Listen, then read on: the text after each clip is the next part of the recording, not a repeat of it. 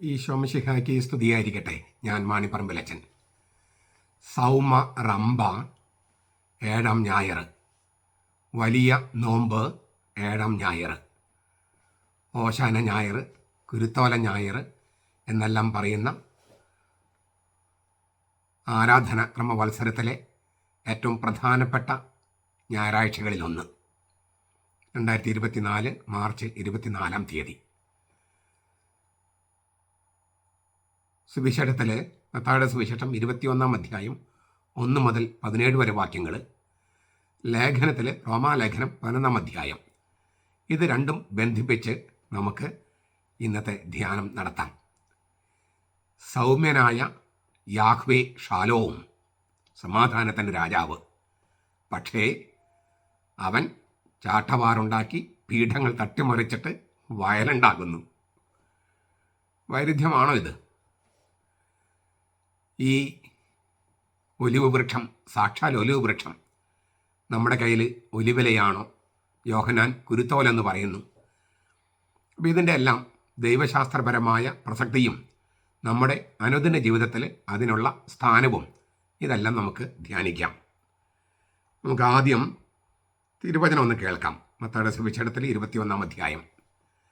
അവർ യെറൂസലേമിനെ സമീപിക്കവേ olive മരയ്ക്കരികെയുള്ള ബേത്ത്ഫഗയിലെത്തിയപ്പോൾ യേശു തൻ്റെ 2 ശിഷ്യന്മാരെ ഇപ്രകാരം നിർദ്ദേശിച്ച് അയച്ചു: നിങ്ങൾ എതിരെ കാണുന്ന ഗ്രാമത്തിൽ ചെല്ലുവിൻ. അവിടെ കെട്ടിയിരിക്കുന്ന ഒരു കഴുതയെയും അടുത്ത് അതിൻ്റെ കുട്ടിയെയും നിങ്ങൾ ഉടനെ കാണും. അവയെ അഴിച്ച് എൻ്റെ അടുക്കൽ കൊണ്ടുവരുവിൻ. നിങ്ങളോട് ആരെങ്കിലും വല്ലതും ചോദിച്ചാൽ, കർത്താവിന് ഇവയെക്കൊണ്ട് ആവശ്യമുണ്ട് എന്ന് പറയുക. തൽക്ഷണം അവൻ അവയെ വിട്ടുതരും. പ്രവാചകൻ വഴി അരുളിച്ചത് നിവൃത്തിയാകാൻ ഇത് സംഭവിച്ചു. സിയോൻ പുത്രിയോട് പറയുക, ഇതാ നിന്റെ രാജാവ് സൗമ്യനായി കഴുതപ്പുറത്തും സവാരി മൃഗത്തിൻ്റെ കുട്ടിയുടെ പുറത്തും കയറി നിന്റെ അടുക്കൽ വരുന്നു. ശിഷ്യന്മാർ പുറപ്പെട്ട് യേശു കൽപ്പിച്ചതുപോലെ ചെയ്തു. അവർ കഴുതയെയും കുട്ടിയെയും കൊണ്ടുവന്ന് തങ്ങളുടെ വസ്ത്രം അവയുടെ മേലിട്ടു. അവൻ കയറിയിരുന്നു. ജനക്കൂട്ടത്തിൽ മിക്കവരും തങ്ങളുടെ വസ്ത്രം വഴിയിൽ വിരിച്ചു. മറ്റു ചിലർ വൃക്ഷങ്ങളിൽ നിന്ന് ചില്ലകൾ മുറിച്ച് വഴിയിൽ വിതറി. മുമ്പിലും പിമ്പിലും നടന്നിരുന്ന ജനങ്ങൾ ആർത്തു വിളിച്ചു: ദാവീദിന്റെ പുത്രന് ഹോസാന! കർത്താവിന്റെ നാമത്തിൽ വരുന്നവൻ വാഴ്ത്തപ്പെട്ടവൻ! അത്യുന്നതങ്ങളിൽ ഹോസാന! അവൻ യെറൂസലേമിൽ കടന്നപ്പോൾ നഗരം മുഴുവനും ഇളകി വശായി. ഇവൻ ആര് എന്ന് ചോദിച്ചു. ജനക്കൂട്ടം പറഞ്ഞു, ഇവൻ ഗലീലയിലെ നസ്രത്തിൽ നിന്നുള്ള പ്രവാചകനായ യേശുവാണ്. യേശു ദേവാലയത്തിൽ ചെന്ന് ദേവാലയത്തിൽ വിൽക്കുന്നവരെയും വാങ്ങുന്നവരെയും എല്ലാം പുറത്താക്കി. നാണയമാറ്റക്കാരുടെ മേശകളും പ്രാവുൽപ്പനക്കാരുടെ പീഠങ്ങളും അവൻ മറിച്ചിട്ടു.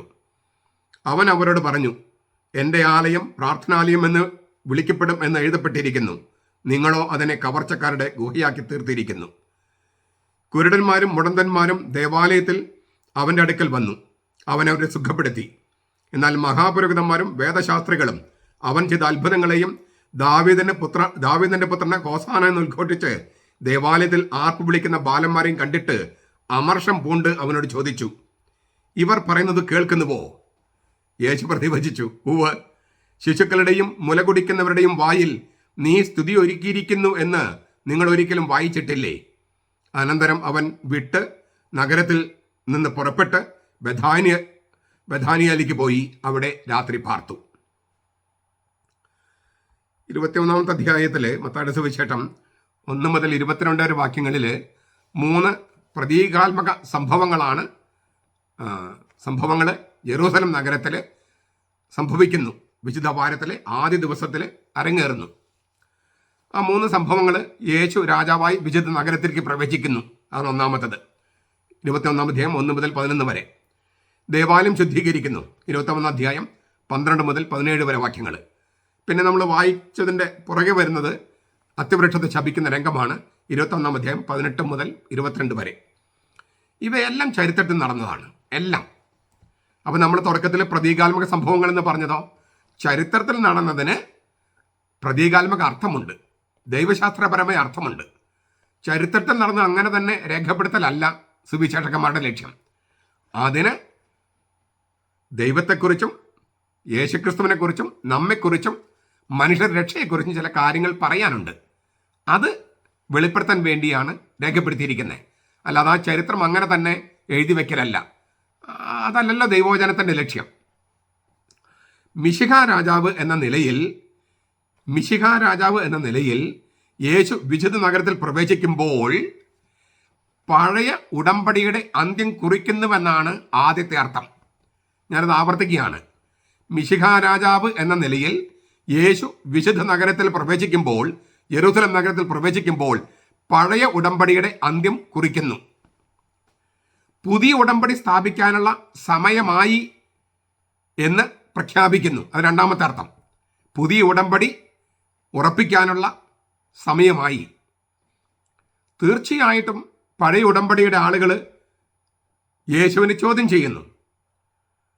പുതിയ ഉടമ്പടിയുടെ ആളായ യേശുവിനെതിരെ ഗൂഢാലോചന നടത്തുന്നു. അവസാനം അവനെ ക്രൂശിക്കുന്നു.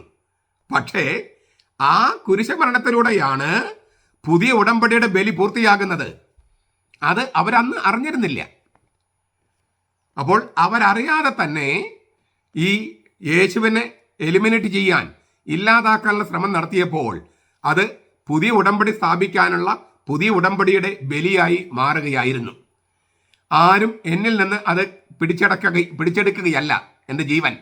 ഞാനത് സ്വയമേവ സമർപ്പിക്കുകയാണ്.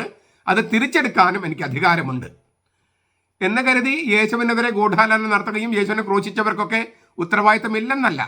അവരുടെ അക്രമം തെറ്റ് തന്നെ, അതിന് ശിക്ഷയുണ്ട്. പക്ഷെ അവരുടെ അക്രമത്തെ തൻ്റെ സ്നേഹത്തിൻ്റെ പ്രവൃത്തിയായി തന്നിലേക്ക് തന്നെ സ്വീകരിച്ചപ്പോൾ അത് തന്നെ ബലിയായിട്ട് മാറുകയായിരുന്നു. അക്രമത്തെ സ്നേഹം കൊണ്ട് അവൻ രൂപാന്തരപ്പെടുത്തുകയായിരുന്നു. ഇനി നമുക്ക് ഈ ഓശാനയുടെ മത്തായിയുടെ സുവിശേഷം അവതരിപ്പിക്കുന്ന പ്രധാനപ്പെട്ട സന്ദേശങ്ങൾ നമുക്കൊന്ന് നോക്കാം, പരിശോധിക്കാം. യേശു യെരിഹോ നഗരം വിട്ടു പോകുമ്പോൾ തന്നെ വലിയൊരു ജനസമൂഹം ഒരു നിയോഗവുമായി അവൻ അനുഗമിക്കുന്നുണ്ടായിരുന്നു. മത്തായി 20:29 പറയുന്നുണ്ട്. മർക്കോസ് 10-ാമത്തെ അധ്യായം 46-ാം വാക്യത്തിൽ പറയുന്നുണ്ട്. അതിനൊരു കാരണം ഉണ്ട്. യേശു ബർത്തിമേയുസിനെ സുഖപ്പെടുത്തിയതാണ്. അപ്പോൾ വരാനിരിക്കുന്ന മിശിഹ ഇവൻ തന്നെയാണോ എന്ന സംശയം അവരിലൊക്കെ ഉണ്ടായി. അവർ ആ ഒരു നിയോഗവുമായിട്ട് ഇവൻ്റെ പിന്നാലെ പോവുകയാണ്. ഇപ്പോൾ അത് ഈ യെരൂശലേം നഗരത്തെ അടുക്കാറാവുമ്പോൾ, ഒലിവുമലയിൽ നിന്ന് യാത്ര തുടങ്ങുമ്പോൾ ഒരു പ്രദക്ഷിണത്തിൻ്റെ രൂപം കൈവരിക്കുകയാണ്. ഒരു ജനസമൂഹം യേശുവിൻ്റെ കൂടെ ഉണ്ടായിരുന്നു. ഇപ്പോൾ അത് കുറച്ചുകൂടി ഒരു പ്രദക്ഷിണത്തിൻ്റെ രൂപം കൈവരിക്കുന്നു. പെസഹ തിരുനാളിലെ പങ്കെടുക്കാൻ വിശുദ്ധ നഗരമായ യെരൂശലേമിലേക്ക് പോകുന്ന തീർത്ഥാടകര്, ആ തീർത്ഥാടകർ യേശുവിനെ പ്രവാചകനായി കരുതുന്ന ജനക്കൂട്ടം. അപ്പം ഇങ്ങനെ തീർത്ഥാടകരുണ്ട്, കുറേ പേര്, യേശുവിനെ പ്രവാചകനായി കാണുന്ന ജനക്കൂട്ടമുണ്ട്, ശിഷ്യന്മാരുണ്ട്. ഇവരെല്ലാം കർത്താവിന് അനുയാത്ര ചെയ്യാണ്. അപ്പോൾ യെരൂശലേമിലേക്ക് വന്ന പെരുന്നാൾ പങ്കെടുക്കാൻ വന്ന തീർത്ഥാടകരുണ്ട്, യേശുവിനെ പ്രവാചകനായി കരുതുന്ന ജനസമൂഹമുണ്ട്. ഈ ബർത്തിമേയുസിൻ്റെ രോഗശാന്തിയെല്ലാം കണ്ടിട്ടുള്ളത്. യേശുവിനെ സ്ഥിരമായിട്ട് അനുഗമിക്കുന്ന പുരുഷന്മാരായ ശിഷ്യന്മാരുണ്ട്, സ്ത്രീകളായ ശിക്ഷകരുണ്ട്. അപ്പോൾ ഇവരെല്ലാം ഇങ്ങനെ കർത്താവിന് അനുയാത്ര ചെയ്യാണ്. യേശു തൻ്റെ രാജ്യം അവകാശപ്പെടുത്തി പ്രഖ്യാപിക്കാൻ ഇടയുണ്ട് എന്ന ഒരു പ്രത്യാശ മിക്കവരിലും ഇങ്ങനെ തളം കെട്ടി നിൽക്കുക. ലൂക്ക 19:11. അതെല്ലാം ഈ നമ്മൾ കുറച്ച് ഭാവനയിൽ കാണണം. വളരെ വലിയൊരു ജനക്കൂട്ടമാണ് അനുഗമിക്കുന്നത് എന്ന കാര്യം ഓർക്കുക.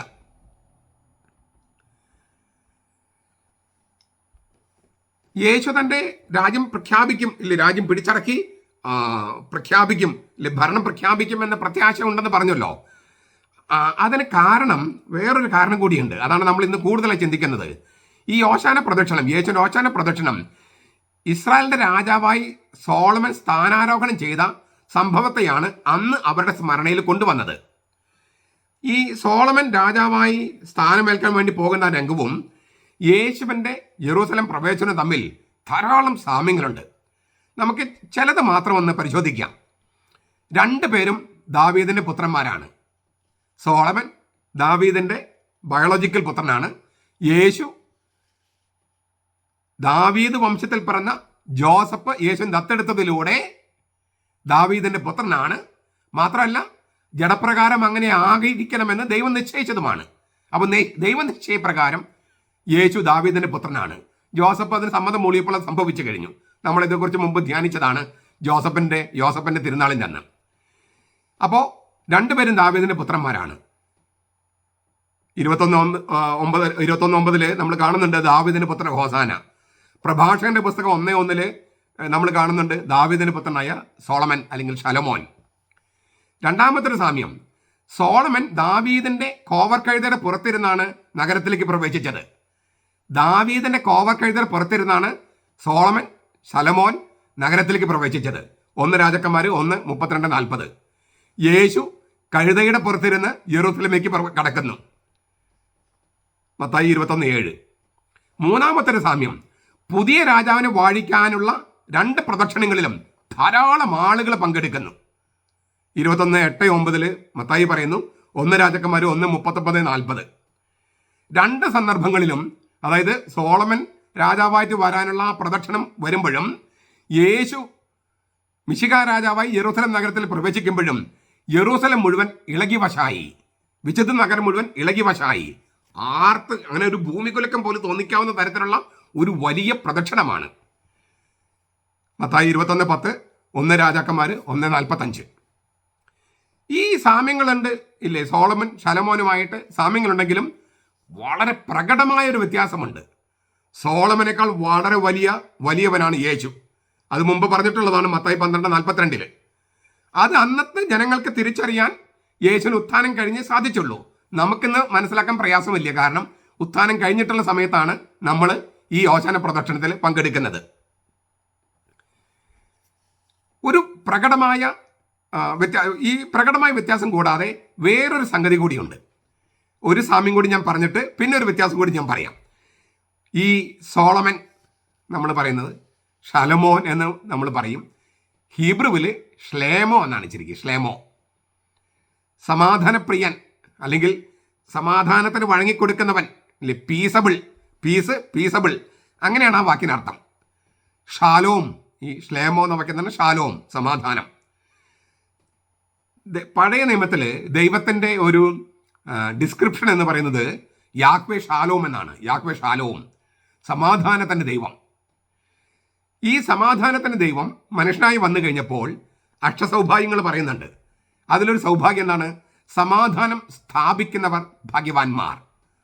സമാധാന പ്രിയർ എന്നല്ല കർത്താവ് പറഞ്ഞത്, സമാധാന പാലകർ എന്നുമല്ല പറഞ്ഞത്, സമാധാനം സ്ഥാപിക്കുന്നവര്, സമാധാനം ക്രിയേറ്റ് ചെയ്യുന്നവര്, എസ്റ്റാബ്ലിഷ് ചെയ്യുക, ക്രിയേറ്റ് ചെയ്യുക, അവരാണ് ഭാഗ്യവാന്മാർ.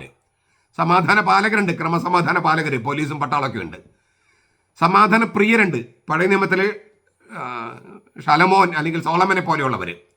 കർത്താവ് കുറച്ചുകൂടി, യേശുക്രിസ്തു കുറച്ചുകൂടി മാറ്റിയിട്ടാണ് പറഞ്ഞത്, സമാധാനം സ്ഥാപിക്കുന്നവർ ഭാഗ്യവാന്മാർ. ഇങ്ങനെ സമാധാനത്തിൻ്റെ രാജാവ്, സമാധാനത്തിൻ്റെ ദൈവം, ആ ദൈവമാണ് സമാധാന ദൈവമായ യേശു. ഈ യെരൂശലേം നഗരത്തിലേക്ക് പ്രവേശിച്ചു.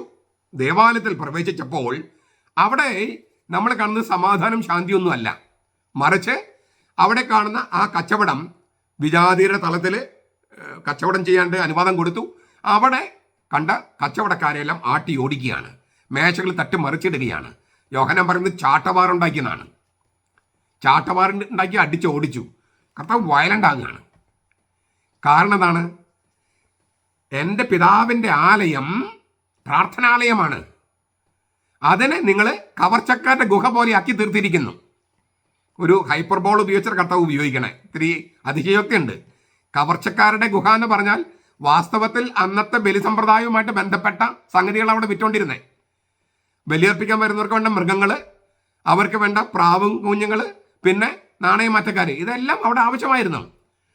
പക്ഷേ പഴയ ഉടമ്പടി അവസാനിക്കുകയാണ്, അതുകൊണ്ട് ഇനി ആവശ്യമില്ല. അപ്പോൾ കവർച്ചക്കാരുടെ ഗുഹയാക്കി എന്ന് പറഞ്ഞാൽ കച്ചവടം മാത്രമല്ല അവിടുത്തെ പ്രശ്നം, പഴയ ഉടമ്പടി നിർത്തലാക്കുന്നു എന്നുള്ള പോയിന്റ്. മൃഗബലികളുടെ ആവശ്യം ഇനി ഇല്ല. പ്രാവുകളെയും ആട്ടിൻകുട്ടികളെയും കോലാടുകളെയൊന്നും ഇനി അവിടെ ദേവാലയത്തിൽ ആവശ്യമില്ല. അത് ആ ഘട്ടത്തിൽ അവർക്ക് മുഴുവൻ മനസ്സിലായിട്ടില്ല. എങ്കിലും കർത്താവ് ഈ പ്രതീകാല പ്രവൃത്തിയിലൂടെ പറയാണ്, പഴയ ഉടമ്പടിയും പഴയ ഉടമ്പടിയുടെ ബലികളും ഞാൻ നിർത്തലാക്കുകയാണ്. അതുകൊണ്ട് ഇനി ഇതിൻ്റെ ആവശ്യമില്ല, കൊണ്ടുപോകുക. അപ്പോൾ കച്ചവടം എന്നുള്ളതല്ല അവിടുത്തെ ഒരു ഇഷ്യൂ. കവർച്ചക്കാരുടെ ഗുഹ എന്ന് കർത്താവ് പറഞ്ഞെങ്കിലും പഴയ ഉടമ്പടി നിർത്തലാക്കുന്നു എന്നൊരു പോയിന്റാണ് അവിടുത്തെ പ്രധാനപ്പെട്ട സംഗതി. എന്താണ് സമാധാനം? നമ്മൾ ഉദ്ദേശിക്കുന്ന ശാന്തി അല്ലേ, സ്വസ്ഥത, അതല്ല അതിൻ്റെ പ്രധാനപ്പെട്ട അർത്ഥം. വെൽനെസ് അല്ലെങ്കിൽ വെൽഫെയർ, ക്ഷേമം, വികസനം എന്നൊക്കെയാണ് കുറച്ചുകൂടി മെച്ചപ്പെട്ട അർത്ഥം. പക്ഷെ അതൊന്നുമല്ല ഇവിടെ ഉദ്ദേശിക്കുന്ന സമാധാനം. ദൈവഹിതത്തോട് ചേർന്ന് പോവുക എന്നുള്ളതാണ്. അവിടെ അത് ഭൗതികക്ഷേമം ഉണ്ടാകാം, ഭൗതികമായ വികസനം ഉണ്ടാകാം, പക്ഷെ ദൈവഹിതത്തോട് ചേർന്നായിരിക്കണം. ദൈവഹിതത്തോട് ചേർന്നല്ലാത്ത ഒരു സമാധാനവും ഒരു ശാന്തിയും ഒരു ക്ഷേമവും സമാധാനമായിട്ട് അറിയപ്പെടുകയില്ല. അപ്പം പ്രപഞ്ചത്തെ സംരക്ഷിച്ചും ദൈവത്തിൻ്റെ ഹിതത്തോട് ചേർന്നും അങ്ങനെയുള്ള ഒരു ആധ്യാത്മിക ദൈവത്തോടുള്ള ബന്ധത്തിൽ ഭൗതികമായി വളരാം, ആധ്യാത്മികമായി വളരാം. അപ്പോഴാണ് ഈ ക്ഷേമം ഉണ്ടാകുക. അല്ലാതെ ഭൗതികമായ സമ്പത്ത് മാത്രം ഉണ്ടായതുകൊണ്ടോ ഭൗതികമായ നേട്ടങ്ങൾ മാത്രം അതൊക്കെ വേണം. പക്ഷെ അതോടൊപ്പം തന്നെ അത് ദൈവഹിതത്തോട് ചേർന്നായിരിക്കണം, അല്ലെങ്കിൽ സമാധാനം ഉണ്ടാകില്ല എന്നാണ്. ഇവിടെയാണ് ഞാൻ നേരത്തെ പറഞ്ഞൊരു പോയിന്റ്. ഈ ലോകത്തെ ഏറ്റവും വലിയ ജ്ഞാനിയായിട്ടാണ് ശലോമോൻ അറിയപ്പെടുന്നത്. പീസബിൾ, സമാധാന പ്രിയനായിരുന്നു അദ്ദേഹം. പക്ഷെ ആ സമാധാന പ്രിയത്തിൽ ഒരു പ്രശ്നമുണ്ടായി. എന്താണ്? സകല രാജ്യങ്ങളുമായിട്ടും, അതായത് അയൽപ്പക്ക രാജ്യങ്ങളുമായിട്ടും സമാധാനം സ്ഥാപിക്കാൻ വേണ്ടി അന്യായമായ സന്ധികളിൽ ഏർപ്പെട്ടു. ഈ 700 ഭാര്യമാരും 300 വെപ്പാട്ടികൾ എന്ന് പറഞ്ഞാൽ എല്ലാവരുമായിട്ടും സോളമൻ ലൈംഗികമായി ബന്ധപ്പെട്ടെന്നല്ല പറഞ്ഞതിൻ്റെ അർത്ഥം. മറിച്ച് അവിടെയുള്ള അയൽപ്പക്കത്തുള്ള രാജ്യങ്ങളുമായിട്ടെല്ലാം സന്ധി ഉണ്ടാക്കാൻ അവരുടെ ഭാര്യ എല്ലാം ഇവിടെ സോളമൻ്റെ ഭാര്യ സംഘത്തിൽ കൂട്ടത്തിൽ ചേർത്തു. എന്നാൽ അവരുമായിട്ടൊക്കെ ബന്ധങ്ങളുണ്ടാക്കി, സന്ധി ഉണ്ടാക്കി. പിന്നീട് ആ സ്ത്രീകളാണ് ശലോമോനെ വിഗ്രഹാരാധനയിലേക്ക് നയിക്കുന്നത്. അപ്പം സമാധാനം സ്ഥാപിക്കാൻ, സമാധാന പ്രിയൻ സമാധാനം ഉണ്ടാകട്ടെ എന്ന് കരുതിയിട്ട് സമാധാനം സ്ഥാപിക്കുന്നതിന് പകരം എല്ലാം വിട്ടുവിട്ട് ചെയ്തും സന്ധി ചെയ്ത് അവസാനം എന്തുണ്ടായി? അവസാനം സോളമൻ്റെ മനസ്സ് ജ്ഞാനത്തിൻ്റെ വെളിച്ചം തന്നെ കെടാൻ തുടങ്ങി. സോളമൻ്റെ ജ്ഞാനത്തിൻ്റെ വെളിച്ചം കെട്ടു. കാരണം എന്താണ്? സമാധാനപ്രിയനായിരുന്നു അദ്ദേഹം, പക്ഷേ അന്യായമായ സന്ധികളാണ് ഉണ്ടാക്കിയത്.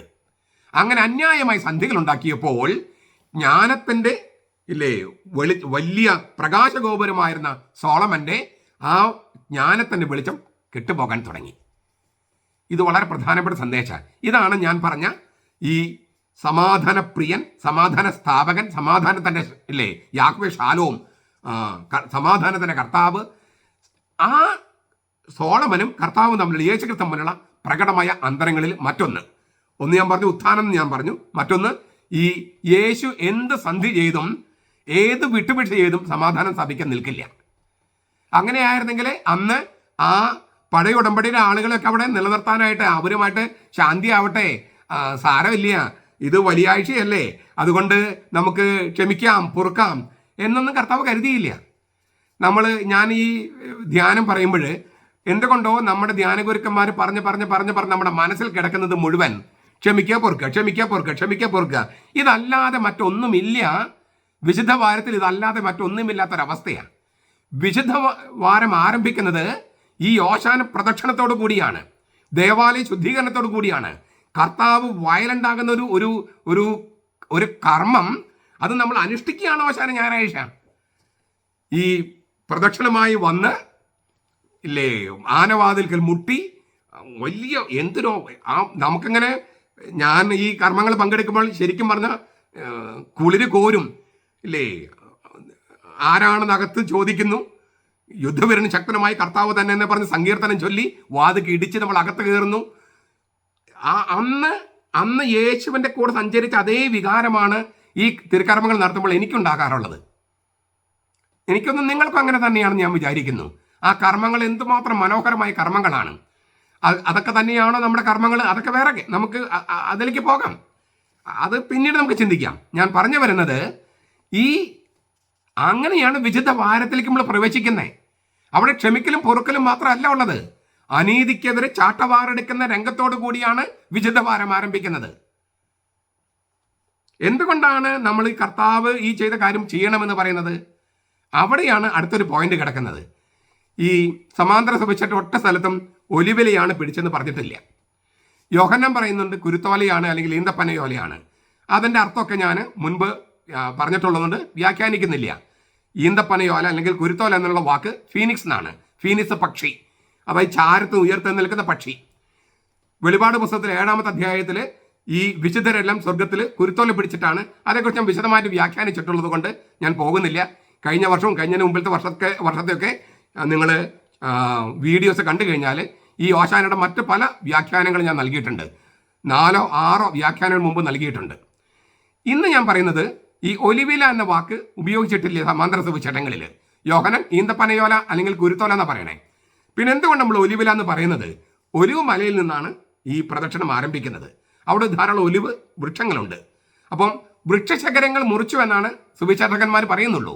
ആ വൃക്ഷശകരങ്ങൾ ഒലിവില ആയിരിക്കാം എന്ന് നമ്മൾ ഊഹിക്കുകയാണ്. പക്ഷെ ഒലിവിലയാണ്, സാധ്യത ഒലിവിലയാണ്. പക്ഷെ അതിനൊരു ദൈവശാസ്ത്രപരമായ അർത്ഥമുണ്ട്.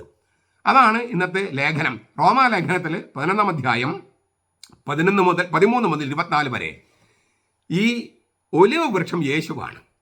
നമ്മൾ ഒലിവിലയോ കുരുത്തോല എന്തുമാകട്ടെ എന്തുമ്പോൾ ഈ സാക്ഷാൽ ഒലിവ് വൃക്ഷമായ യേശുവിൻ്റെ ഒരു ശാഖയാണ് ഞാനെന്ന് പ്രഖ്യാപിക്കുകയാണ്. റോമാലേഖനത്തിൽ പൗലോസ് പറയുന്നത് സാക്ഷാൽ ഒലിവ് വൃക്ഷമായ യേശുവിലേക്ക് നമ്മൾ ഒട്ടിച്ച് ചേർക്കപ്പെട്ടിരിക്കുന്നുവെന്നാണ്. ആ ഒട്ടിച്ച് ചേർക്കപ്പെടുന്നത് എങ്ങനെയാണ്? യേശുക്രിസ്തു അതേക്കുറിച്ച് വേറൊരു ഇമേജ് ഉപയോഗിച്ച് പറഞ്ഞിരിക്കുന്നത്, ഞാൻ സാക്ഷാൽ മുന്തിരിവള്ളിയാണ്, നിങ്ങൾ ശാഖകളാണ്. ഈ സാക്ഷാൽ മുന്തിരിവള്ളിയായ യേശുവിലേക്ക് യേശുവിന് ശാഖയാകുന്നത് നമ്മളെങ്ങനെ ശാഖയാകുന്നു? സാക്ഷാൽ ഒലിവ് വൃക്ഷമായ യേശുവിൻ്റെ ശാഖയായിട്ട് നമ്മൾ എങ്ങനെ മാറുന്നു? അവൻ്റെ ഒലിവിലയായിട്ട്, ഒലിവ് ശിഖരമായിട്ട് നമ്മൾ എങ്ങനെ മാറുന്നു? ഞാനത് ഒരു 100 വട്ടം പറഞ്ഞാൽ ആവർത്തിക്കുകയാണ്. അവൻ്റെ പാർശ്വത്തിൽ തുറന്നു കിടക്കുന്ന പാർശ്വം, യേശുവിൻ്റെ ഉത്ഥാന ശരീരത്തിൽ തുറന്നു കിടക്കുകയാണ് പാർശ്വം. ആ പാർശ്വത്തിൽ ഒഴുകിയ ജീവജലത്താലും ജീവരക്തത്താലും അവനിലേക്ക് നമ്മൾ ഒട്ടിച്ച് ചേർക്കപ്പെടുകയാണ്. ഇതിനെയാണ് മാമോദീസ, സ്ഥൈര്യലേപനം, കുർബാന എന്ന് പറയുന്നത്. യേശുവിൻ്റെ പാർശ്വത്തിൽ നിന്നൊഴുകിയ ജീവജലത്താലും അവിടെ നിന്നൊഴുകിയ ജീവരക്തത്താലും മാമോദീസയാലും കുർബാനയാലും സ്ഥൈര്യലേപനത്താലും നാം യേശുവിൻ്റെ ശരീരത്തോട്, സാക്ഷാൽ ഒലിവ് വൃക്ഷത്തോട് ഒട്ടിച്ച് ചേർക്കപ്പെടുകയാണ്. അങ്ങനെ ഒട്ടിച്ച് ചേർക്കപ്പെടുന്ന കൂദാശകളെയാണ് ഈ പ്രാരംഭ കൂദാശകൾ അല്ലെങ്കിൽ ഉപനയനത്തിൻ്റെ കൂദാശകൾ എന്ന് പറയുന്നത്. അങ്ങനെ നമ്മൾ ഒട്ടിച്ച് ചേർക്കപ്പെടുന്നത് കൊണ്ട് നമ്മൾ യേശു എന്ന ഒലിവ് വൃക്ഷത്തിൻ്റെ ശാഖയായ ഒലിവിലയായിട്ട് മാറുന്നു. ഈ നമുക്കറിയാം, ഗ്രാഫ്റ്റിംഗ് നമുക്കറിയാം അല്ലേ? ഒട്ടുമാവ്, പിന്നെ നമ്മൾ ജാതി മരമൊക്കെ ഇപ്പം നമുക്കറിയാം, നല്ല ഒട്ടിക്കാന്ന് പറഞ്ഞാൽ നമുക്കറിയാം. ഇപ്പം ഗ്രാഫ്റ്റിംഗ്, ആ ഗ്രാഫ്റ്റിങ്ങിൻ്റെ ഒരു സവിശേഷത എന്താണ്? തായ്തടിയോട് ചേർന്ന് നിന്നാൽ അത് ജൈവികമായിട്ട് വളരും. ഈ യേശുവിനോട് ചേർന്ന് നിന്ന് അവൻ്റെ തുറന്നു കിടക്കുന്ന പാർശ്വത്തിൽ ഒട്ടിച്ച് ചേർക്കപ്പെട്ട് അവനിൽ നിന്ന് സ്ഥിരമായി സാപ്പ് കുടിച്ച് അവൻ്റെ തിരുരക്തവും തിരുശരീരവും ഉൾക്കൊണ്ട് നമ്മൾ അവൻ്റെ ശാഖയായിട്ട് ഇങ്ങനെ ജൈവികമായി വളരുന്നു. അതിൻ്റെ ഒരു പ്രത്യക്ഷ ലക്ഷണമാണ് നമ്മൾ കയ്യിലേന്തുന്ന വൃക്ഷശിഖരങ്ങൾ. കർത്താവാകുന്ന ഒലിവ് വൃക്ഷത്തോട് ഒട്ടിച്ച് ചേർക്കപ്പെട്ട് അവനിൽ നിന്ന് ഈ സാപ്പ് കുടിച്ച് ജൈവികമായി വളരുന്ന ശാഖയാണ് ഞാനെന്നാണ് പറഞ്ഞതിൻ്റെ അർത്ഥം. ഇതിൻ്റെ ഇത്രയും വ്യാഖ്യാനം, ഇതിൻ്റെ ഒരു 4-5 സന്ദേശങ്ങൾ ഞാൻ പറയാൻ ആഗ്രഹിക്കുകയാണ്. 1, ഏത് വചനമാണ് ഏത് സന്ദർഭത്തിന് ചേരുക എന്ന് മിക്കവർക്ക് അറിഞ്ഞുകൂടാ. ഏത് വചനമാണ് ഏത് സന്ദർഭത്തിന് ചേരുക? ഞാൻ മുമ്പൊരിക്കൽ പറഞ്ഞു, ഒരു സഭയുടെ തലവനൊക്കെ ചാർജ് എടുക്കുമ്പോൾ അതാരും അറിയാതെ ചെറിയ തരത്തിലല്ല വേണ്ടത്. യേശു ചെയ്തതുപോലെ ലക്ഷക്കണക്കിന് ആളുകൾ അകമ്പടിയോട് കൂടി നഗരത്തിലേക്ക് പ്രവേശിച്ച് ചെയ്യണമെന്ന് പറഞ്ഞപ്പോൾ കുറേ പേര് പറഞ്ഞു, അതിൻ്റെ ഒന്നും ആവശ്യമില്ല, പുൽക്കുട്ടി ജനിച്ച യേശുവാണ്. പുൽക്കുട്ടി ജനിച്ച യേശു തന്നെയല്ലേ ഓശാന ഞായറാഴ്ച ലക്ഷക്കണക്കിന് ആളുകൾ അകമ്പടിയോടെ ഇത്ര വലിയ വസ്ത്രങ്ങൾ വിരിച്ച് ചില്ലകൾ വിതറി ഈ ജെറൂസലമിൽ അധികാരികൾ മുഴുവൻ വെപ്രാളം കൊണ്ടു, ഇളകിവശായി. അപ്പൊ ഏത് തിരുവചനം ഏത് സമയത്താണ് ഉപയോഗിക്കേണ്ടതെന്ന് തിരിച്ചറിയാൻ നമുക്ക് കഴിയണം. ആർഭാടം വേണ്ട, തീർച്ചയായിട്ടും വേണ്ട, പക്ഷെ ആഘോഷം വേണം. എന്തുകൊണ്ടാണ് ഈ ദരിദ്രരുടെ പാർട്ടി എന്ന് പറഞ്ഞ പാർട്ടി ഇപ്പോൾ ദരിദ്രരുടെ പാർട്ടിയൊന്നുമല്ല, എന്നാലും അങ്ങനെ പറഞ്ഞ പാർട്ടി പോലും ഒരു സംസ്ഥാന സമ്മേളനം നടത്തുമ്പോൾ എന്തിനാണ് നഗരം മുഴുവൻ തോരണങ്ങളും കൊടികളും പ്ലക്കാർഡുകളും ടാബ്ലോകളൊക്കെ അലങ്കരിക്കുന്നത്? അങ്ങനെ ചെയ്താലേ ഈ അണികളുടെ വികാരം ഉചിതമായി ഉണരൂ. നമ്മുടെ വിശ്വാസം എന്ന വികാരം ഉചിതമായി ഉണരണമെങ്കിൽ ഇങ്ങനെയുള്ള ആഘോഷങ്ങൾ വളരെ ശക്തമായിട്ട് തന്നെ വേണം. വിശ്വാസത്തിന്റെ കെട്ടുറപ്പ്, ഐക്യത, അത് ബാഹ്യമായിട്ട് തെളിയിക്കപ്പെട്ട് തന്നെ വേണം. അവിടെ ഇത് ധൂർത്താണ്, ഇത് പുൽക്കുട്ടി പേർന്ന കർത്താവിന് ശരിയല്ല എന്ന് പറഞ്ഞാൽ അവർ ഈ തിരുവചനം വായിച്ചിട്ടില്ല, മനസ്സിലാക്കിയിട്ടില്ല എന്നർത്ഥം. ഏത് വചനം എവിടെയാണ് ഉപയോഗിക്കേണ്ടതെന്ന് വിവരമില്ലാത്ത കത്തോലിക്കരായിട്ട് മാറിയിരിക്കുന്നു നമ്മൾ. എന്ത് പറഞ്ഞാലും ക്ഷമിക്ക പൊറുക്കെന്നല്ലാതെ മറ്റൊന്നും തന്നെ പറയാൻ അറിയാത്ത കത്തോലിക്കരുടെ അജ്ഞതയാണ് വിളിച്ചിട്ട് വരുന്നത്. അതല്ല നമുക്ക് വേണ്ടത്. ഏത് തിരുവചനമാണ് എവിടെയാണ് ഉപയോഗിക്കേണ്ടതെന്ന് നമുക്കറിയാൻ കഴിയണം. മറിച്ചായാൽ അത് സാത്താന്റെ രീതിയാണ്. ഈ സാത്താൻ കർത്താവിനോട് പറഞ്ഞൊക്കെ തിരുവചന, അതിന് മറുപടി കൊടുത്തും തിരുവചനമാണ്. ഏത് തിരുവചനം എവിടെ ഉപയോഗിക്കണം എന്ന കാര്യത്തിലായിരുന്നു സാത്താനും കർത്താവും തമ്മിലുള്ള തർക്കം തന്നെ. ഇത് തന്നെയാണ് എനിക്ക് നിങ്ങളോടും പറയാനുള്ളത്. ഏത് തിരുവചനമാണ് ഏത് സന്ദർഭത്തിന് ചേരുക എന്ന് അറിയുന്നില്ലെങ്കിൽ നിങ്ങൾ സാത്താന്റെ പക്ഷത്താണ്, ക്രിസ്തുവിന്റെ പക്ഷത്തല്ല. 2, ഞാൻ പറഞ്ഞു കഴിഞ്ഞു, സമാധാനം എന്ന് പറയുന്നത് സന്ധി ചെയ്യലല്ല. അങ്ങനെ കണ്ട തിന്മ ചെയ്യുന്ന സകലരുമായിട്ടും കുർബാനയെ അവഹേളിച്ചാലും സഭയെ അവഹേളിച്ചാലും മാർപ്പാപ്പയെ തെറി പറഞ്ഞാലും മെത്രാന്മാരെ തെറി പറഞ്ഞാലും അത് ആത്മകഥയുടെ രൂപത്തിലോ കോൺസ്റ്റന്റൈൻ ചക്രവർത്തിയുടെ പേര് പറഞ്ഞിട്ടോ വലിയ മഹാപണ്ഡിതന്മാരുടെ പേര് പറഞ്ഞിട്ടോ ഒക്കെ ആണെങ്കിലും അങ്ങനെ അവരോടൊക്കെ സന്ധി ചെയ്യുന്ന, അങ്ങനെ സമാധാനം ഉണ്ടാകട്ടെ, ശാന്തി ഉണ്ടാകട്ടെ, പ്രശ്നമുണ്ടാകാതിരിക്കട്ടെ എന്ന് വിചാരിക്കുന്നവർ യേശുക്രിസ്തുവിന്റെ ആളുകളല്ല. ചാട്ടവാറെടുക്കുകയും മേശകൾ തട്ടിമറിച്ചിടുകയും ഇതെല്ലാം കൊണ്ടുപോകുക എന്ന് പറഞ്ഞ് ആക്രോശിക്കുകയും ചെയ്ത കർത്താവിനെയാണ് വിശുദ്ധ വാരത്തിന്റെ ആദ്യ ദിവസം നമ്മൾ കാണുന്നത്. അത് നമ്മുടെ വൈദികരും മെത്രാന്മാരും സഭാ നേതൃത്വം എല്ലാവരും തിരിച്ചറിയണം. നമ്മുടെ ആ ശക്തി കണ്ടു തന്നെയാണ് തിന്മയുടെ ശക്തികൾ നമ്മെ എതിർക്കാൻ അല്ലെങ്കിൽ നമ്മെ പേടിക്കേണ്ടത്. നമ്മെ പേടിക്കണം. തിന്മയുടെ ശക്തികൾ, ഈ തീവ്രവാദത്തിന്റെ ശക്തികൾ, തീവ്രമായ ദേശീയതയുടെ ശക്തികൾ, ഇവരൊക്കെ നമ്മെ പേടിക്കേണ്ടതുണ്ട്. പേടിയൊക്കെ ഉണ്ട്, പക്ഷെ അത് നിലനിർത്തേണ്ടതുണ്ട്, അതിന് വർദ്ധിപ്പിക്കേണ്ടതുണ്ട്. കാരണം നമ്മൾ രാജാധിരാജന്റെ രാജാവായ മിശിഹ രാജാവിന്റെ അണികളാണ് നമ്മൾ. ആ ആവേശം, ആ രക്തത്തിളപ്പ് നമ്മിൽ കാണണം. അതുണ്ടാകട്ടെ. 3, യേശുവിന്റെ ഒലിവ് വൃക്ഷത്തിലേക്ക് നമ്മൾ എപ്പോഴാണ് ഒട്ടിച്ച് ചേർക്കപ്പെടുന്നത്? ഞാൻ പറഞ്ഞു, മാമോദീസ, സ്ഥൈര്യലേപനം, കുർബാന. അതെപ്പോഴാണ് നടക്കേണ്ടത്? ജനിച്ച 8-ാം ദിവസമാണ് ശരിക്കും വേണ്ടത്, എത്രയും നേരത്തെ എന്നർത്ഥം. അപ്പോഴേക്കും ഇത് പറയുമ്പോഴേക്കും കുറച്ച് പേര് ഈ മർക്കോസിന്റെ സുവിശേഷം 16-ാം അധ്യായത്തിൽ വാക്യം എടുത്തിട്ട് പറയും, അതല്ല, യേശുക്രിസ്തുവിൽ വിശ്വസിച്ച് സ്നാനപ്പെടണം. കുട്ടികൾക്ക് വിശ്വസിക്കാൻ കഴിയില്ല, അവർക്ക് ശാസ്ത്രം അറിയില്ല, തിരുവചനം അറിയില്ല.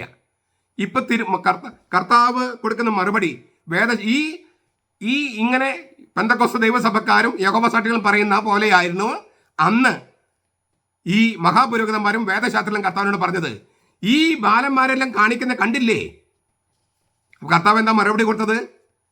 ശിശുക്കളുടെയും മുല കുടിക്കുന്നവരുടെയും വായിൽ നിന്ന് നീ സ്തുതി ഒരുക്കിയിരിക്കുന്ന തിരുവചനം നിങ്ങൾ വായിച്ചിട്ടില്ലേ? ശിശുക്കളുടെയും മുല കുടിക്കുന്നവരെയും വായിലാണ് ദൈവം സ്തുതി ഒരുക്കിയിരിക്കുന്നത്. ഞാൻ ആവർത്തിക്കുക, ശിശുക്കളുടെയും മുല കുടിക്കുന്നവരുടെയും വായിലാണ് കർത്താവ് ഈശോ മിശിഹ അവന് സ്തുതി ഒരുക്കിയിരിക്കുന്നത്. മുല കുടിക്കുന്ന കുഞ്ഞുങ്ങള്, കൈക്കുഞ്ഞുങ്ങള്, അവരുടെ വായിലാണ് കർത്താവിന് സ്തുതി ഒരുക്കിയിരിക്കുന്നത്. അതിനാൽ മുല കുടിക്കുന്ന കുഞ്ഞുങ്ങളെയും ശിശുക്കളെയും കർത്താവിലേക്ക് ഒട്ടിച്ച് ചേർക്കണമെന്ന് തന്നെയാണ് കർത്താവ് പറഞ്ഞിരിക്കുന്നത്. എത്രയും പെട്ടെന്ന് എത്രയും പെട്ടെന്ന് കർത്താവിനോട് ചേർന്നാൽ അത്ര നാള് അവന്റെ ശാഖയായിട്ട് നമ്മൾ വളരും. അവസാനം മരിച്ച് നമ്മൾ സ്വർഗത്തിൽ ചെല്ലുമ്പോഴും നമ്മുടെ കയ്യിൽ കുരുത്തോലി ഉണ്ടാകും, ഒലിവലി ഉണ്ടാകും. പ്രതീകാത്മകമായിട്ട് ഞാൻ പറയുകയാണ്. അതിനാൽ അടുത്തൊരു പോയിന്റ്, ഈ ജൈവികമായിട്ട് വളരാൻ നമ്മൾക്ക് ചെയ്യേണ്ട ഏറ്റവും പ്രധാന സംഗതി എന്താണ്? കർത്താവിന്റെ കുർബാനയിൽ സംബന്ധിച്ച് അവനെ ഇത് വാങ്ങി ഭക്ഷിക്കുക, വാങ്ങി കുടിക്കുക. ഞാനും നിങ്ങളും ഒന്നാകട്ടെ എന്ന് കർത്താവ് പറഞ്ഞേ. വാങ്ങി ഭക്ഷിക്കുക, വാങ്ങി കുടിക്കുക. ഇത് വാങ്ങി കുടിക്കുക എന്ന് പറഞ്ഞിട്ട് അച്ഛൻ തന്നെ തിരുരക്തം ഉൾക്കൊള്ളാൻ പാടില്ല. വാങ്ങി കുടിക്കാനല്ലേ പറയുന്ന ജനങ്ങളോട്, അവർക്ക് കൂടി കൊടുക്കണം. അത് വലിയാഴ്ചയിൽ മാത്രമല്ല, എല്ലാ ദിവസവും. അത് മനസ്സ് വെച്ചാൽ അതിന് സംവിധാനം ഉണ്ടാകും. അപ്പോൾ വാങ്ങി ഭക്ഷിക്കുക, വാങ്ങി കുടിക്കുക എന്നാണ് കർത്താവ് പറയണേ. അങ്ങനെ നമ്മൾ വാങ്ങി കുടിക്കുകയും വാങ്ങി ഭക്ഷിക്കുകയും ചെയ്ത് അപ്പോൾ കർത്താവുമായിട്ട് ജൈവികമായിട്ട് വളരും. നമ്മൾ മറ്റൊരു ക്രിസ്തുവായിട്ട് രൂപാന്തരപ്പെടും. അപ്പോൾ നമ്മൾ സമാധാനം സ്ഥാപിക്കുന്നവരാകും. സമാധാന പ്രിയരോ സമാധാന പാലകരോ മാത്രമായി നിൽക്കുകയില്ല. അങ്ങനെ സാക്ഷാൽ ഒലിവ് വൃക്ഷമായ യേശുവിൻ്റെ ജൈവ ശാഖയായി വളരാൻ, കൂടുതൽ വളരാൻ, അവനോട് എപ്പോഴും ചേർന്ന് നിന്ന് അവനെ തന്നെ നമ്മളുമായിട്ട് അവൻ ഉൾക്കൊണ്ട് അവനും നമ്മൾ ഒന്നായി തീർന്ന് വളരുന്ന ഒരു മനോഹര വിശുദ്ധ വാരവും വിശുദ്ധ വർഷവുമായിട്ട് രൂപാന്തരപ്പെടുത്താൻ നമുക്ക് പരിശ്രമിക്കാം.